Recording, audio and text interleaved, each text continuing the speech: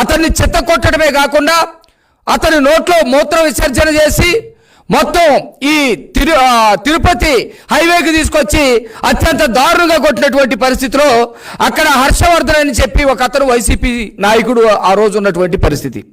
ఒంగోలులో గిరిజన యువకుడు నవీన్ అనే కుర్రాడిని అత్యంత దారుణంగా కొట్టి అతని ముఖం మీద కూడా అతను దాహం అని అరుస్తూ ఉంటే అతని ముఖం మీద మూత్ర విసర్జన చేసి తాకపోతే చంపేస్తామని మూత్రాన్ని దాపించినటువంటి సంఘటనలో కూడా వైసీపీ నాయకులు ఉన్నారు.